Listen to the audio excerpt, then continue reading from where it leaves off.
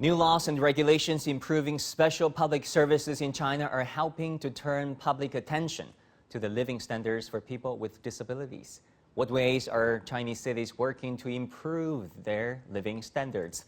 And how are things like technology and education being utilized to help? I don't have all the answers, but I know two people who might. Zhang Shuwan is Associate Professor at the Chinese Academy of Sciences, and Dominick is co-founder of the non-profit Krankin thru China, which organizes hand cycling trips and other activities for the physically challenged. Joshua, so good to see you there, my friend. China has several exclusive laws, aimed at protecting disadvantaged groups. We just saw the issuance of the new National Basic Public Service Standards on April the 20th, which start 80 projects to improve living standards for the elderly and also the physically disabled. What are China's special public services like in your eyes? Sorry, can you say that again? Yeah, I mean, how do you look at China's public infrastructure when it comes to how friendly they are to the physically challenged? Sure. So, just a little background on how long I've been doing activities related to the physically challenged in specific communities.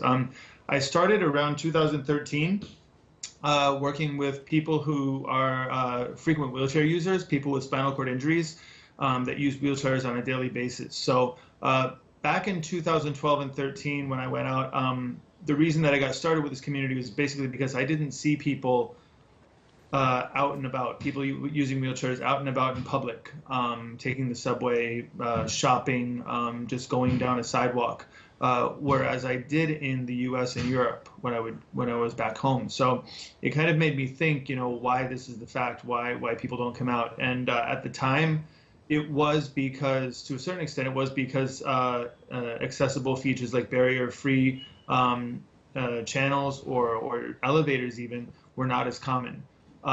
Another factor that was very important, and it kind of plays, it's hand in hand with the facilities, the barrier-free facilities, is that people had, there was a social stigma and a psychological barrier that people had to overcome before coming out. So at the time I had this idea, why can't we kill two birds with one stone and find a way to get people out? One is to discover these barrier-free facilities that did exist at the time, get people out using them so that they would be used and would be, actually taken advantage of, because, the government does do a lot to make these things happen and has done a lot more in recent years. But also to get people used to going out in public, being used to being seen. Sometimes just being seen was a very, very difficult hurdle to overcome for a lot of people. So over the years, I've noticed a lot of improvements in terms of accessible features in the subway or in new apartment buildings, new malls, and a lot of public spaces. So I think that China is really kind of linking up with the world in terms of what level of accessible services are provided, what kind of assistance is provided for people with disabilities or other disadvantaged communities. Yeah, Professor Zhang, let me go to you. China just issued a new National Basic Public Service Standards on April the 20th, which will start 80 projects to improve living standards for the elderly, the children, and also the socially disadvantaged people, including the physically challenged. In reality, how do you look at China's special public services, like infrastructure, how friendly they are to the physically challenged?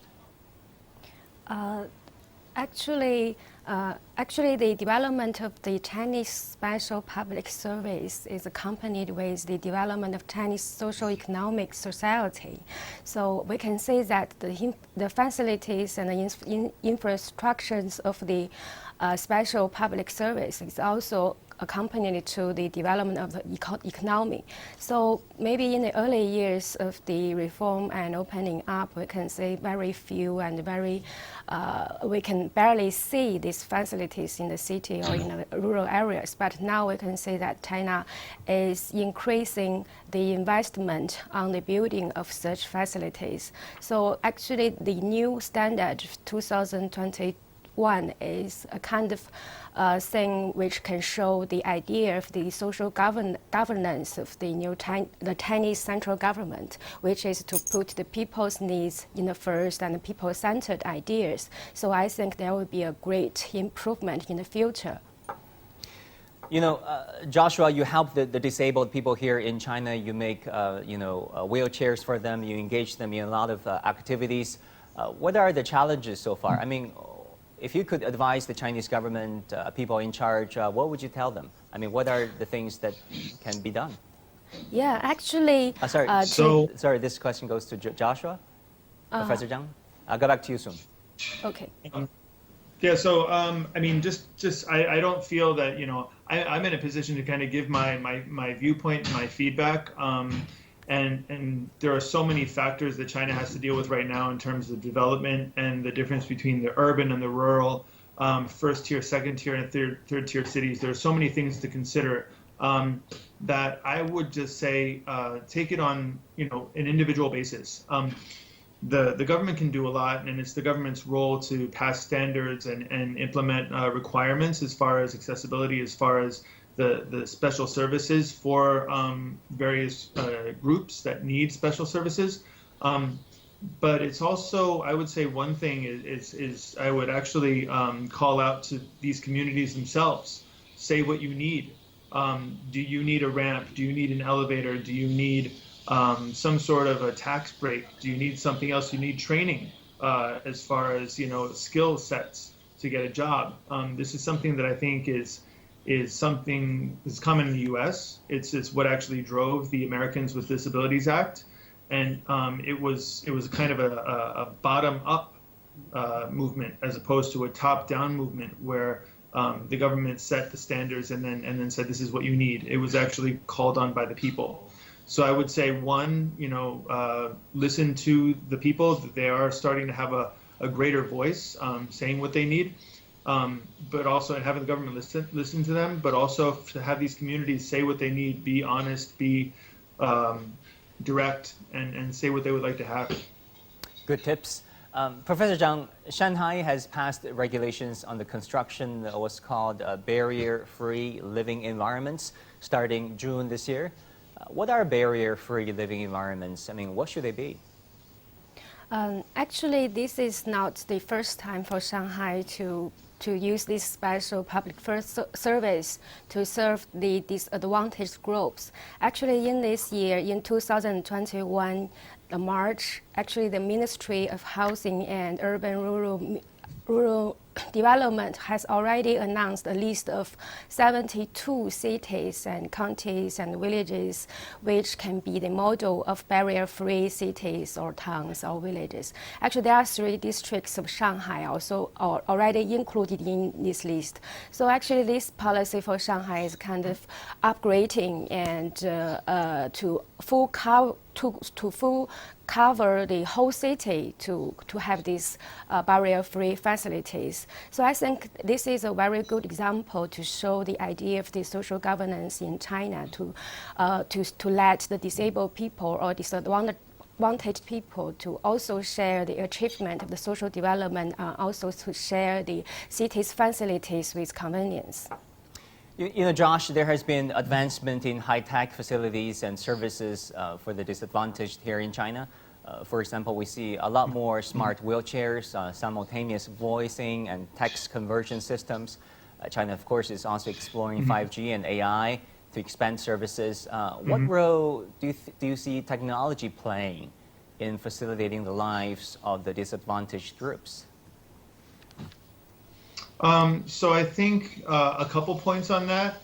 I think the home environment is very important. I focus on people with limited lower limb mobility, so people who cannot walk. So reaching high places, opening a curtain, changing a light bulb, even turning on a light for some people is difficult because they don't have the ability to raise their arm very high. So a lot of the voice control systems that are available now for home environments is very nice. It can make things more convenient for a lot of people. People who have certain medical conditions that need care. can be monitored remotely by doctors. This is also a very good thing. But I also want to kind of point out to the impact that big data can make, especially in rural areas, because there are a lot of disabled people in rural China, and they could benefit a lot from, one, getting a hold of information through the internet, through different services that can be provided over the internet and through big data, but also more to understand their needs and their situations, whether it's in terms of retrofitting their homes, adding different educational opportunities for people in rural areas, and understanding their lives. So I think that technology can serve people in a lot of ways, in terms of their specific needs because of their disability or their physical or mental situation, but also in terms of getting what people need to them via big data or via the internet and other technological advancements. Professor Zhang, we have about 40 seconds left. How can we change people's awareness? I mean, to really make them more, welcoming, tolerant, understanding of the physically challenged people? Oh yes, it is truly a very quite big challenge for the government to let the public to be aware that they are disabled or disadvantaged people surrounding us, they are same to us, because the good social governance needs the cooperation from all aspects of the society, not only from the government side. Like the government are building more and more facilities, but if the maintenance is need to helped by all these aspects of the society. So I think the government need to do more education or more propaganda things to let people know that they are all the same people with us. Yes, I think this may be a lot needs to be done. Way. Thank you so much, Professor Zhang. That's all the time we have, and thank you, Joshua, for joining us.